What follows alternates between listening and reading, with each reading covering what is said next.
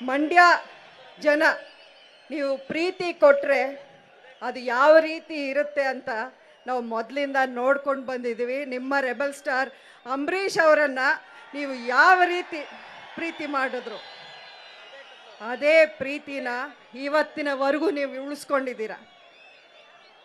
ಅಂಬರೀಷ್ ಅವರನ್ನು ಈ ಮಂಡ್ಯ ಜನರು, ಮಂಡ್ಯದ ಮಣ್ಣು ಎಂದೆಂದಿಗೂ ಮರೆಯೋಕ್ಕೆ ಸಾಧ್ಯನೇ ಇಲ್ಲ ಅಂತ ನೀವು ಪದೇ ಪದೇ ಪದೇ ಪದೇ ನೀವು ಸಾಬೀತು ಮಾಡಿದ್ದೀರ.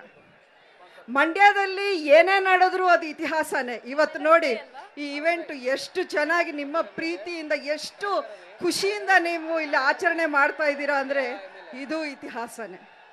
ಕಾಟೇರ ರಿಲೀಸ್ ಆದಮೇಲೆ ಅದು ಯಶಸ್ವಿಯಾಗಿ 100 ದಿನ ಓಡಲಿ, 1 ವರ್ಷ ಓಡಲಿ, ಆದರೆ ಜನ ಈ ಮಂಡ್ಯ ಇವೆಂಟ್ನ ಮರೆಯೋಕ್ಕೂ ಸಾಧ್ಯ ಇಲ್ಲ ಅಂತ ನಾನು ಅಂದ್ಕೊಂಡಿದ್ದೀನಿ.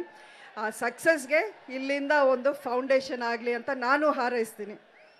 ಮಂಡ್ಯದು ಯಾವತ್ತೂ ಇತಿಹಾಸನೇ. ಮಂಡ್ಯ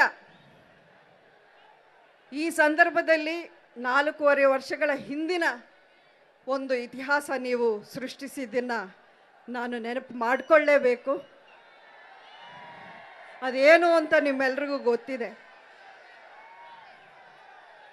ನನಗೆ ಯಾರೂ ಇಲ್ಲ, ನನ್ನಲ್ಲಿರೋ ಶಕ್ತಿ ನಾನು ಕಳ್ಕೊಂಡೆ ಅಂತ ಅಂದ್ಕೊಂಡಿದ್ದಾಗ ನನಗೆ ಶಕ್ತಿಯಾಗಿ ನಿಂತಿದ್ದು ಮಂಡ್ಯದ ಜನ. ಅದರ ಜೊತೆಗೆ ನನ್ನ ಬೆನ್ನೆಲುಬಾಗಿ ನನ್ನ ಜೊತೆಯಲ್ಲಿ ಒಂದಷ್ಟು ಶಕ್ತಿ ತುಂಬಿದ್ರು ನನ್ನ ಆಪ್ತರು. ಅದರಲ್ಲಿ ಮುಖ್ಯವಾದ ದೊಡ್ಡ ಶಕ್ತಿ ಯಾರು? ನಿಮ್ಮ ಪ್ರೀತಿಯ ಚಾಲೆಂಜಿಂಗ್ ಸ್ಟಾರ್ ಡಿ ಬಾಸ್ ಅವರು. ನೋಡಿ, ನೀವು ಅವರ ಮೇಲೆ ಎಷ್ಟು ಅಭಿಮಾನ ಇಟ್ಕೊಂಡಿದ್ದೀರೋ ಅಷ್ಟೇ ಅಭಿಮಾನ, ಗೌರವ ಅಭಿಮಾನಿಗಳ ಮೇಲಿಟ್ಟು ನಿಮ್ಮನ್ನು ಅವರು ಸೆಲೆಬ್ರಿಟೀಸ್ ಅಂತ ಕರೆಯೋದು. ಇವತ್ತಿನ ದಿನ ನಾನು ದರ್ಶನ್ ನನ್ನನ್ನು ಮದರ್ ಇಂಡಿಯಾ ಅಂತಲೇ ಕರೆಯೋದು. ನಾನು ಮಂಡ್ಯಕ್ಕೆ ಸೊಸೆ ಸಂಸದೆ, ಆದರೆ ಇಲ್ಲಿ ನಾನು ನಿಂತಿರೋದು ನಿಮ್ಮ ಹಾಗೆ ಒಂದು ಸೆಲೆಬ್ರಿಟಿಯಾಗಿ ನಿಂತಿದ್ದೀನಿ ನಾನು.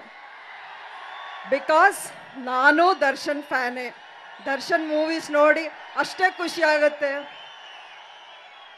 ದರ್ಶನ್ ಹಾಡುಗಳು, Darshan dance, Darshan dialogues, Darshan action, Darshan acting, Darshan ಮೂವಿಗಳು ನೋಡೋಕ್ಕೆ ನನಗೂ ಅಷ್ಟೇ ಖುಷಿ ಆಗುತ್ತೆ.